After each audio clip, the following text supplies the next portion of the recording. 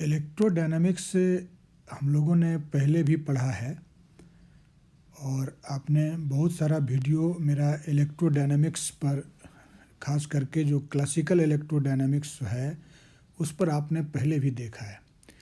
Actually अभी तक जो हम लोगों का कोर्स था क्लासिकल इलेक्ट्रोडायनामिक्स का, वह इनफैक्ट एक तरह से कहा जाए कि लोअर क्लासेज के लिए था, जो इंडिया के अधिकांश यूनिवर्सिटी में टीडीसी पार्ट 2 ऑनर्स तक पढ़ा जाता है। लेकिन अब जो उसी क्लासिकल इलेक्ट्रोडायनामिक्स में हम लोग टॉपिक का शुरुआत करने जा रहे हैं, ये एक्चुअली एक दूसरा कॉन्सेप्ट है, या कहिए कि जो एक दूसरे पैरामीटर के टर्म में सेम घटना को हम लोग डिस्कस करने जा रहे हैं।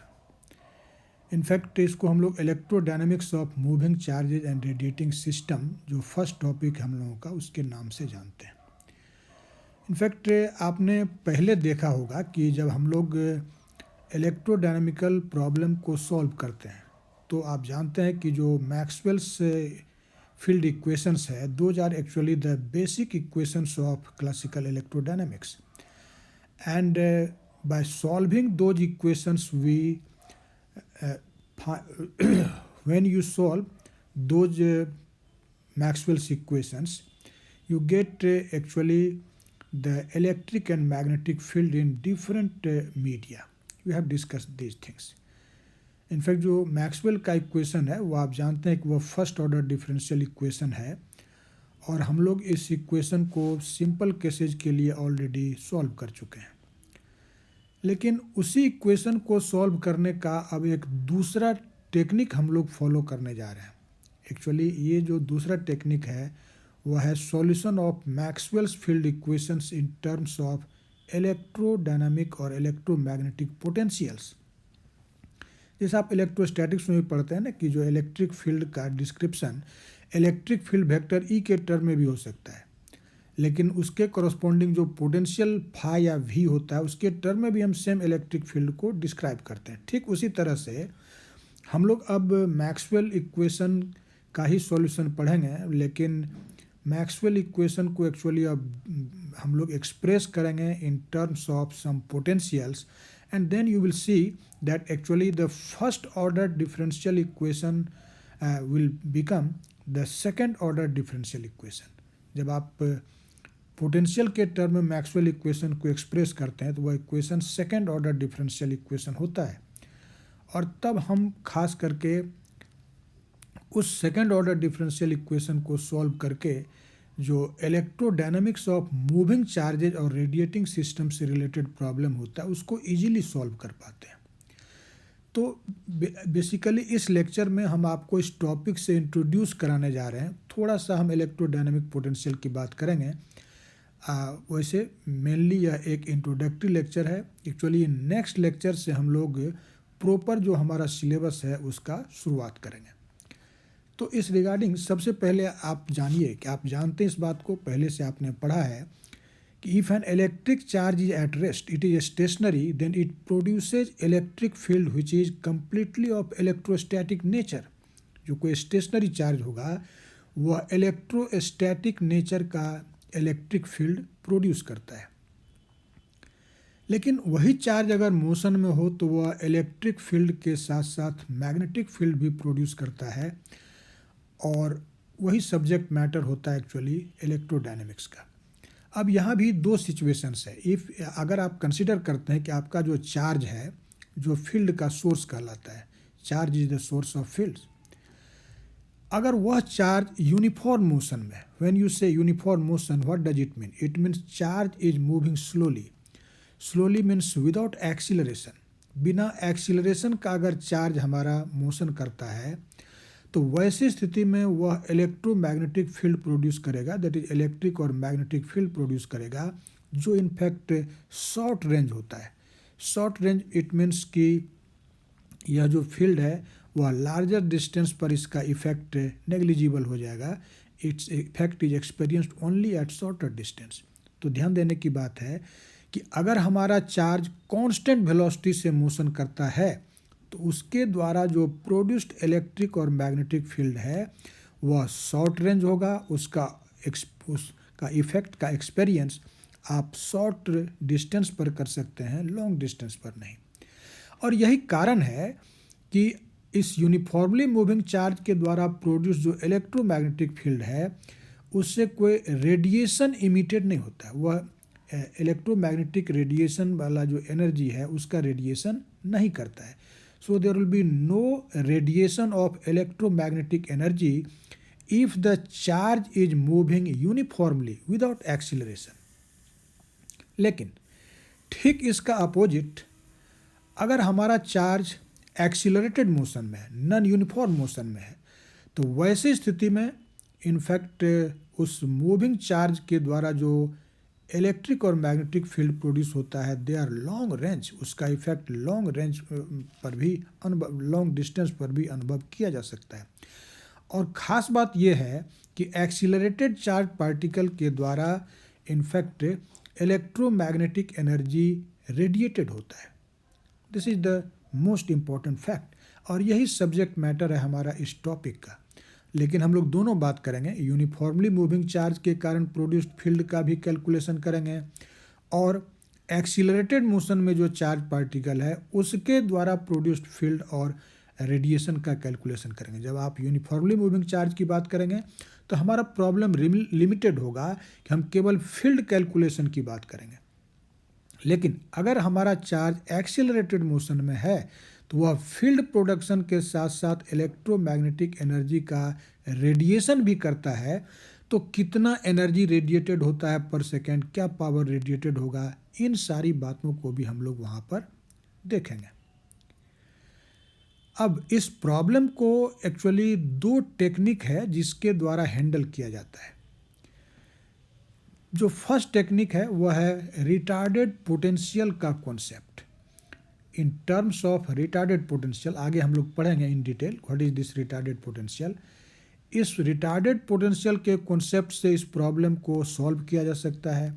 लेकिन वहीं दूसरी तरफ एक दूसरा टेक्निक भी है इस प्रॉब्लम के सॉल्यूशन का, और वह है bye the use of theory of relativity. Theory of relativity के यूज से भी इस प्रॉब्लम को सॉल्व किया जाता है।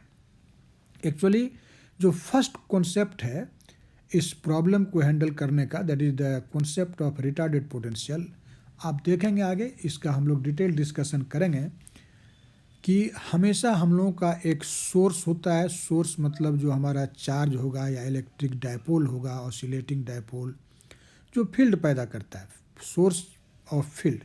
इट मीन्स कि इलेक्ट्रिक और मैग्नेटिक फील्ड का हमारा एक सोर्स होगा, और कोई दूसरा एक पॉइंट हम स्पेस में कंसिडर करेंगे जहां उस सोर्स के द्वारा प्रोड्यूस्ड जो इफेक्ट है, दैट इज जो फील्ड है, हम उसका कैलकुलेशन करेंगे। वैसे पॉइंट को फील्ड पॉइंट कहते हैं या टेस्ट पॉइंट कहते हैं।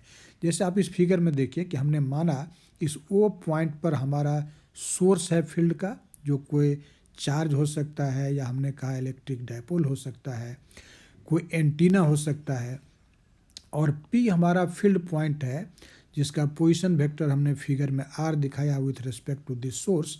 हम वहाँ इसका इफेक्ट जानना चाहते हैं। अब ऐसी स्थिति में एक खास बात आप ज़रा ध्यान दीजिए कि यहाँ जो इनफैक्ट इफेक्ट पैदा होता है वह पॉइंट पी पर होता है, लेकिन उस इफेक्ट का जो कॉज है, कारण है, वह कहाँ सिचुएटेड है, इस सोर्स पॉइंट पर। तो सोर्स पॉइंट पर वह कॉज, सोर्स पॉइंट पर कारण पैदा होता है और उस कारण का, उस कॉज का जो इफेक्ट है वह अनुभव किया जाता है फील्ड पॉइंट पर। इसलिए यहाँ दो बात हमेशा हम लोग करेंगे, एक कॉज और दूसरा इफेक्ट। तो कॉज पैदा करने वाला जो सोर्स है वह है ओ पॉइंट पर, और उसका इफेक्ट अनुभव किया जाता है पी पॉइंट पर, दैट इज फील्ड पॉइंट पर। एक्चुअली जब हम लोग रिटार्डेड पोटेंशियल का कॉन्सेप्ट यूज करते हैं तो पैरामीटर जो हमारा सोर्स के पोजीशन पर होगा उस पैरामीटर को हम रिलेट करते हैं फील्ड पॉइंट से। और इस प्रोसीजर को, ये जो तरीका है इस दोनों को रिलेट करने का, कॉज और इफेक्ट को रिलेट करने का, that process is actually called retardation. वैसे हम लोग डिस्कशन में एडवांस्ड पोटेंशियल की बात करेंगे, लेकिन वो फिजिकली एक्सेप्टेड नहीं है, वह फिजिकल रियलिटी नहीं है, but this retarded potential will be actually a physical reality. So I have mentioned here that the procedure to relate the cause and effect is known as retardation. और cause कहाँ होता है, आपको हमने यहाँ लिखा है, cause occurs at the source point and the effect takes place at the field point. और हम इसी दोनों को रिलेट करेंगे और उसको रिलेशन स्थापित करने का जो टेक्निक है, तरीका है, प्रोसीजर है, that is called actually retardation. कैसे करेंगे ये तो सब्जेक्ट मैटर है नेक्स्ट लेक्चर का, जहां हम लोग एक प्रॉपर रूप से इसको पढ़ेंगे. इस लेक्चर में तो हम आपको जस्ट इंट्रोड्यूस करा रहे हैं इस टॉपिक से. और फिर जहां दूसरे टेक्निक का सवाल है, जिसको हम लोग रिलेटिविस्टिक मेथड कहते हैं, थियोरी ऑफ रिलेटिविटी के आधार पर सेम प्रॉब्लम को सॉल्व करते हैं. एक्चुअली उस टेक्निक में हम लोग दो इनर्शियल फ्रेम कंसिडर करते हैं. मान लीजिए कि एक इनर्शियल फ्रेम हमारा एस है और दूसरा इनर्शियल फ्रेम हमारा एस प्राइम है. हम जानते हैं कि आपको इनर्शियल फ्रेम का आइडिया है. Inertial frame means the frames which is either at rest और in uniform motion.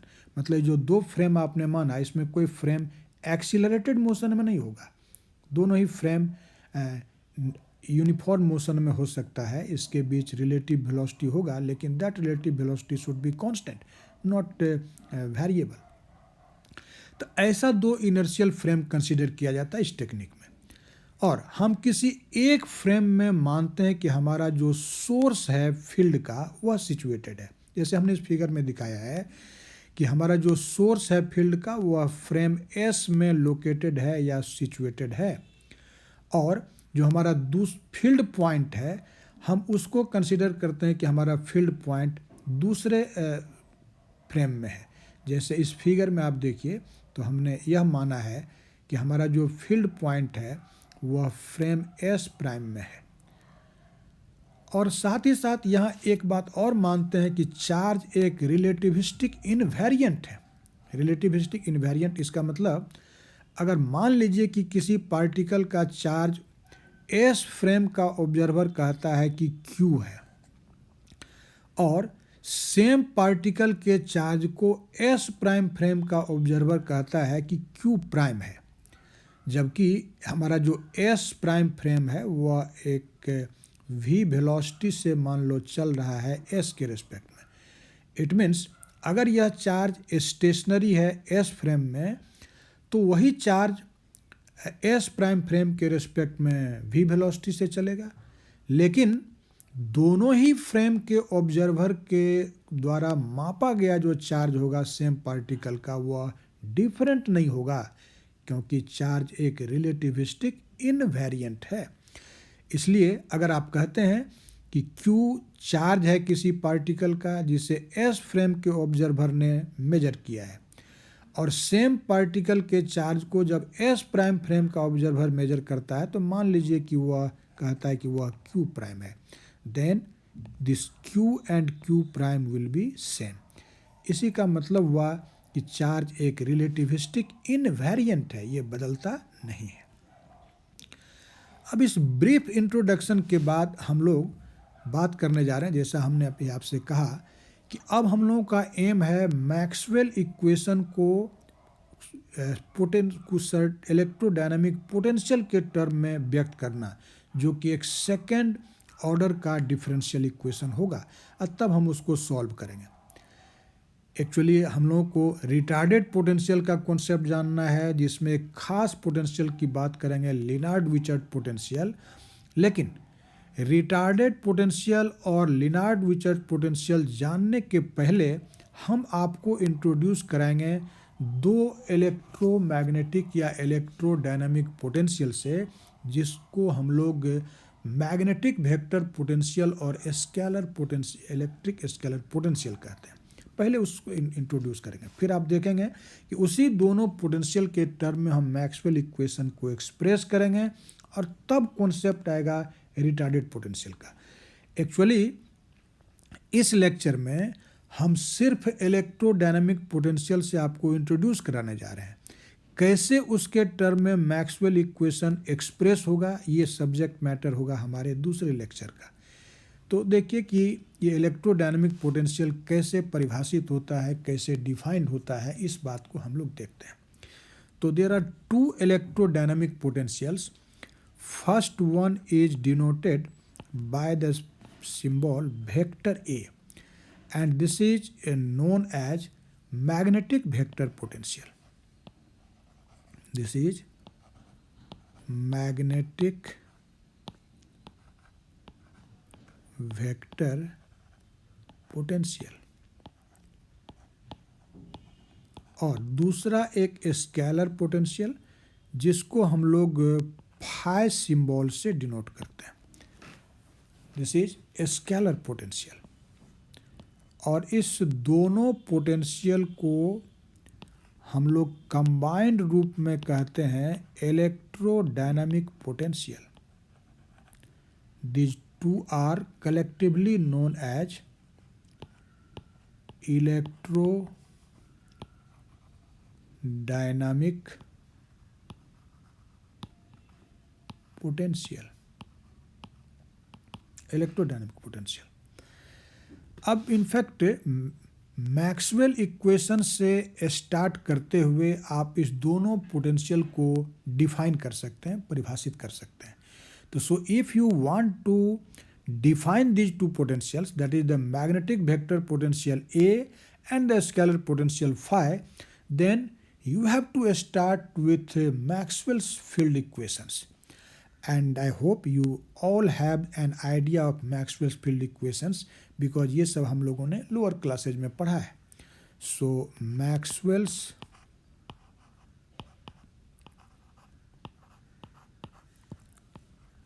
field equations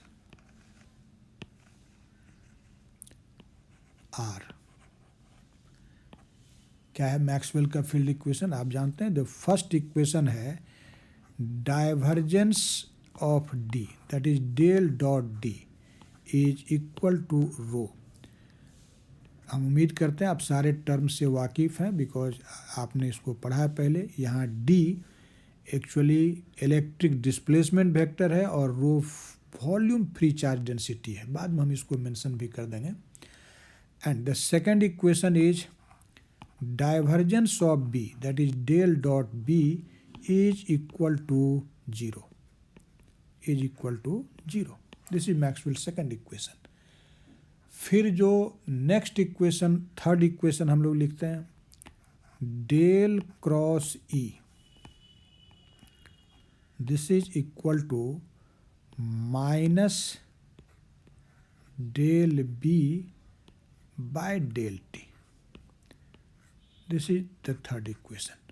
And the fourth one, इसको आप लिखते हैं del cross H. H is magnetic intensity and this is J plus del D by del T, del D by del T, and say this is your equation 1. These are actually Maxwell's four field equations and you are familiar with these equations. ये आप अच्छी तरह से पहले से जानते हैं. आप जानते हैं कि यह जो J वेक्टर है यह इनफैक्ट कंडक्शन करंट डेंसिटी है, E इलेक्ट्रिक फील्ड है, B मैग्नेटिक इंडक्शन है और H मैग्नेटिक इंटेंसिटी है. सो इन सब बातों को लिखने की कोई आवश्यकता नहीं है, ये आप वाकिफ़ हैं. एक्चुअली अगर देखा जाए तो ये जो इक्वेशन है, चार इक्वेशन, इसमें दो इनहोमोजीनियस इक्वेशंस है. दो है इनहोमोजीनियस इक्वेशंस और वह है ए और D. A and D both are inhomogeneous equations. आप थियोरी ऑफ डिफरेंशियल इक्वेशन पढ़े हैं, इसको कहेंगे इनहोमोजीनियस इक्वेशंस. और उसके अलावा जो बी और सी है, these are homogeneous equations. B and C are homogeneous equations. Homogeneous equations. अब देखिए, अब आप इक्वेशन नंबर बी को देखिए, you can see that here divergence of B is equal to 0। और आप जानते हैं, आपने वेक्टर कैलकुलस पढ़ा है कि जिस वेक्टर का डाइवर्जेंस 0 होता है, such a vector field is known as solenoidal vector field. इस आधार पर आप कह सकते हैं कि since the divergence of magnetic field is 0, so definitely this magnetic field will be of solenoidal nature. और अगर यह सोलिनॉइडल नेचर है तो ऐसी स्थिति में हम लोग बी को किसी एक आर्बिट्रेरी वेक्टर फील्ड के कर्ल के रूप में एक्सप्रेस कर सकते हैं। क्यों कर सकते हैं, आप इस बात को समझ सकते हैं जो मैं अभी आपको बताने जा रहा हूँ। आप यहाँ देखिए, इस रीजन को देखिए, since divergence of B, divergence of B जिसको आप डेल डॉट बी भी लिखते हैं, this is equal to 0, and since divergence of B is 0, so this result implies B is solenoidal. You know it very well, solenoidal. And अगर ये सोलिनॉइडल vector है तो ऐसी स्थिति में हम इस B को हमने कहा कि एक आर्बिट्रेरी वेक्टर फील्ड के कर्ल के रूप में व्यक्त कर सकते हैं, एक्सप्रेस कर सकते हैं। क्यों कर सकते हैं उसका हम रीजन अभी आपको बताएंगे। सो वी कैन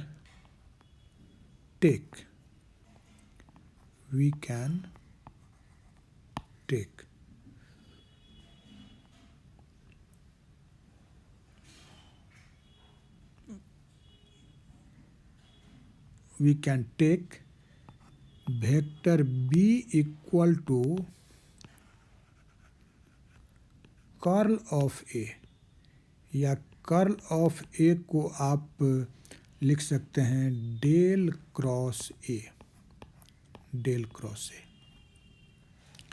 अब क्यों ऐसा लिख सकते हैं, आपने वेक्टर एनालिसिस पढ़ा है और आप जानते हैं कि किसी भी वेक्टर के कर्ल का डाइवर्जेंस 0 होता है। So as you know, divergence of curl of any vector, let us say A, this is equal to 0। और आप देखिए, आपने कर्ल A को मान लिया B, और हम देख रहे हैं कि मैक्सवेल इक्वेशन कहता है कि डाइवर्जेंस ऑफ B इज 0। तो अगर आप कर्ल A के जगह पर पुट कर देते हैं B, तो डाइवर्जेंस B होगा, और डाइवर्जेंस B तो 0 होता है। इसलिए इसी आधार पर हम कहते हैं कि B को लिखा जा सकता है कर्ल ऑफ A। और ये जो हमारा वेक्टर है A, actually this vector is known as magnetic vector potential. So vector A, तो ये समझिए कि इसका डिफाइनिंग इक्वेशन है B equal to curl A। This is the defining equation of magnetic vector potential A। Vector A is known as magnetic vector potential, magnetic vector potential, magnetic vector potential. In fact हम लोग इसको treat करते हैं कि यह वह potential है जो मैग्नेटिक फील्ड को प्रोड्यूस करता है, इसलिए इसको मैग्नेटिक फील्ड का जनरेटर पोटेंशियल कहते हैं, है ना। इट इज जनरेटर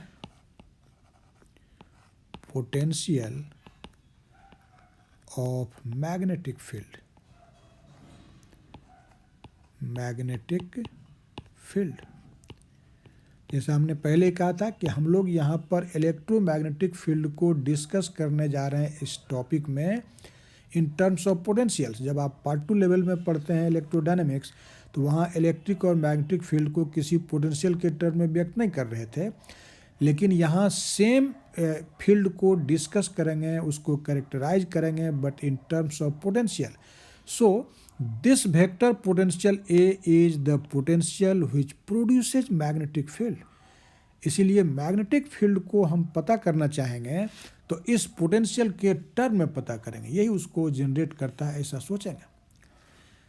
तो इक्वेशन 2 को आप कह सकते हैं कि यह मैग्नेटिक वेक्टर पोटेंशियल ए को डिफाइन करने वाला इक्वेशन है। अब हमारा एम है स्केलर पोटेंशियल फाई को डिफाइन करना। उसके लिए हमें करना यह है कि हम इस इक्वेशन 2 को, जहाँ देखिए आप बी डिफाइंड है, B is equal to curl A, इस इक्वेशन 2 को हम यूज करते हैं इक्वेशन 1c में। इक्वेशन 1c में जहाँ पर बी आप देखते हैं curl E equal to minus del B by del T, तो यहाँ जो बी है RHS में उसको इक्वेशन 2 के यूज से कर्ल ए लिखा जा सकता है। सो यूजिंग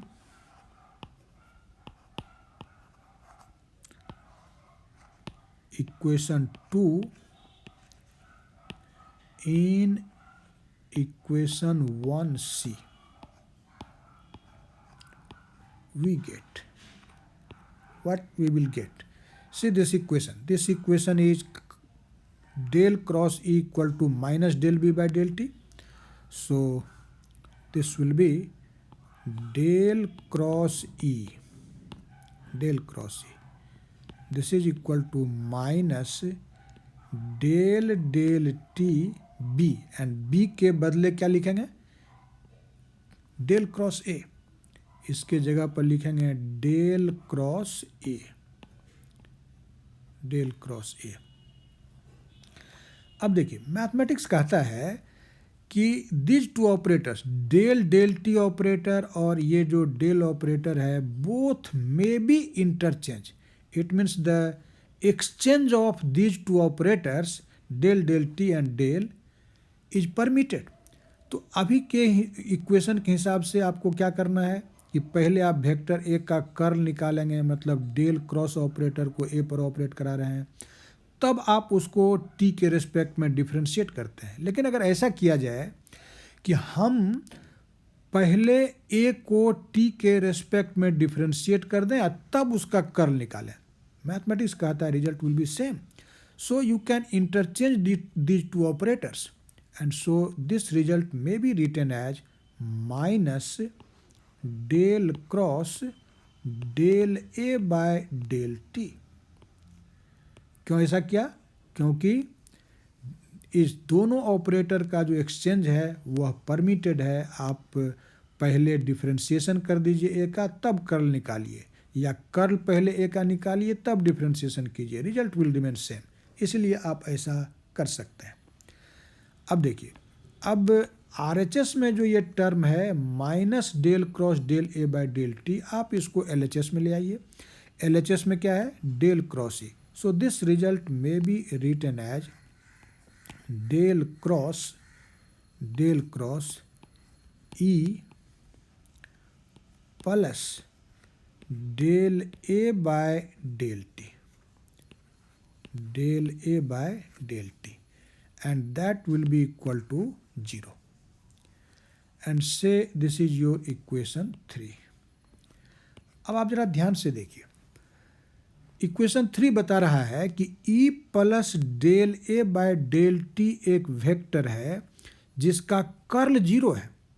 और आपने वेक्टर कैलकुलस में पढ़ा है कि जिस वेक्टर का कर्ल 0 होता है वह एक इररोटेशनल वेक्टर होता है। इसका मतलब E plus del A by del t क्या होगा, यह एक इररोटेशनल वेक्टर होगा। सो आप कह सकते हैं इक्वेशन 3 के आधार पर कि since the curl of E plus del A by del T is 0, so definitely E plus del A by del T will be of irrotational character और irrotational nature. So from equation 3, vector E plus del A by del T is irrotational, is an irrotational vector, irrotational vector। और हम लोग जानते हैं कि अगर कोई vector इररोटेशनल है तो हम उस इररोटेशनल वेक्टर को किसी स्केलर फंक्शन के नेगेटिव ग्रेडियंट के रूप में एक्सप्रेस कर सकते हैं। So this E a plus del A by del t can be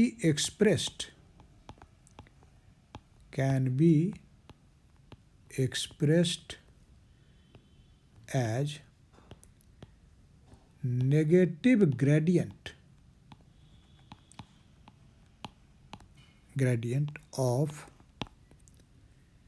a scalar function,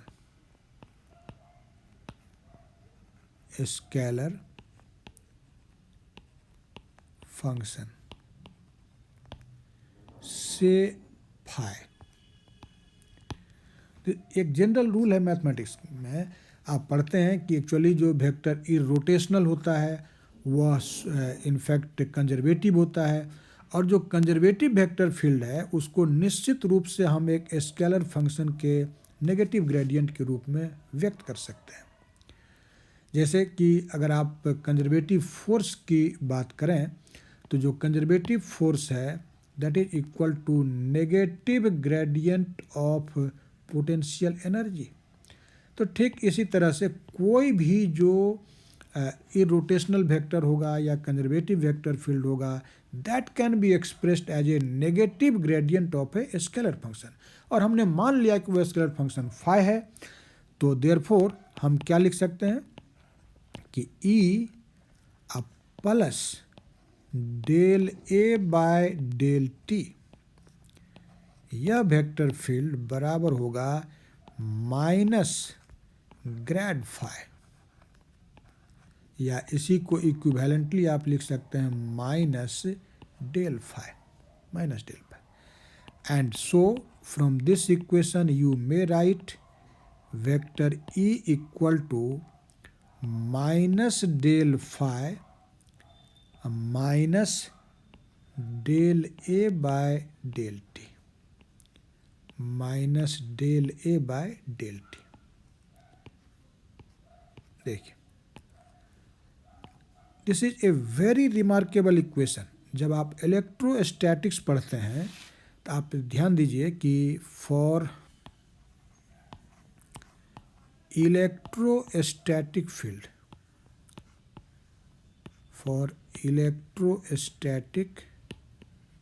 field, आप याद कीजिए, आपने पढ़ा electrostatics, this E is equal to only minus del phi, और उसमें कहने का मतलब del A by del t जैसा कोई टर्म नहीं होता है, ठीक है, only minus del phi, E equal to minus del phi. और इस कंडीशन में ये जो हमारा इलेक्ट्रिक फील्ड वेक्टर होता है ये इनफैक्ट कंजर्वेटिव होता है, दिस इज कंजर्वेटिव, और आप कह सकते हैं कि यह इररोटेशनल होता है। लेकिन आप यहाँ पर ध्यान दीजिए कि अभी हम जिस इलेक्ट्रिक फील्ड की बात कर रहे हैं ई का, वह इलेक्ट्रिक फील्ड इररोटेशनल या कंजर्वेटिव नहीं है, बल्कि E plus del A by del T यह वेक्टर कंजर्वेटिव है।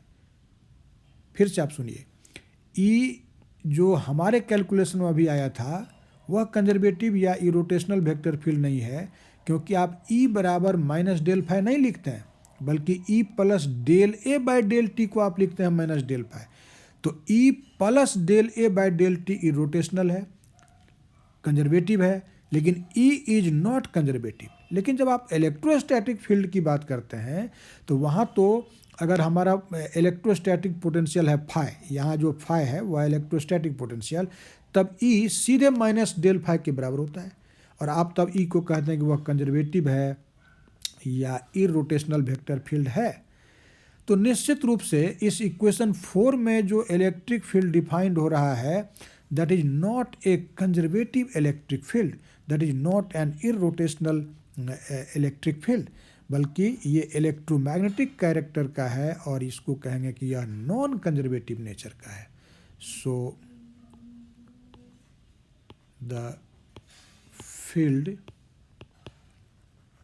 E defined in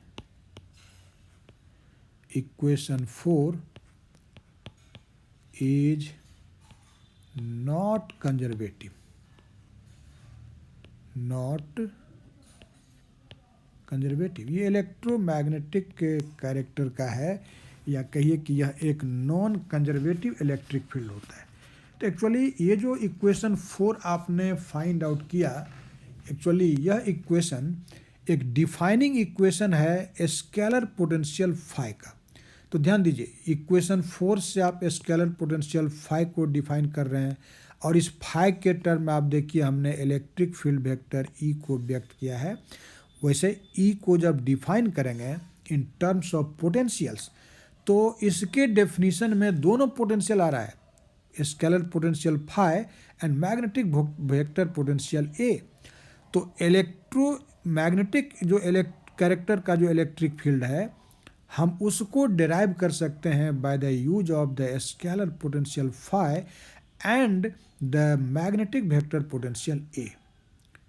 तो जैसा हमने शुरू में कहा था कि हमारा उद्देश्य केवल इस दोनों पोटेंशियल को इंट्रोड्यूस कराना है, और आपको हमने कहा था कि हमारे फील्ड का जनरेटर यही पोटेंशियल है।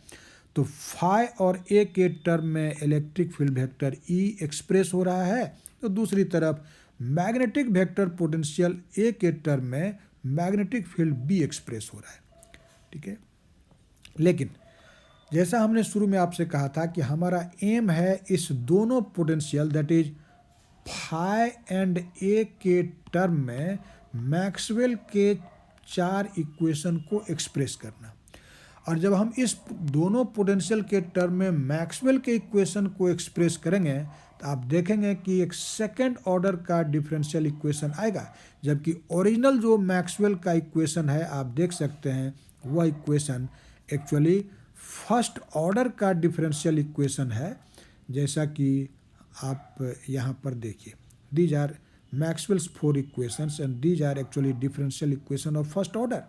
लेकिन दूसरे क्लास में हम लोग देखेंगे कि जब हम इस फाई और ए के टर्म में मैक्सवेल के फील्ड इक्वेशन को एक्सप्रेस करेंगे, तो एक्चुअली जो 4 इक्वेशन है that will reduce into 2 equations and the equations will be of second order differential equation, जैसा इंट्रोडक्शन में कहा था। तब एक्चुअली हम लोग इंट्रोड्यूस करेंगे रिटार्डेड पोटेंशियल के कॉन्सेप्ट को, और रिटार्डेड पोटेंशियल का कॉन्सेप्ट जानने के बाद लिनार्ड विचर्ड पोटेंशियल को इंट्रोड्यूस करेंगे, और उसके बाद फील्ड कैलकुलेशन और पावर रेडिएशन की बात करेंगे।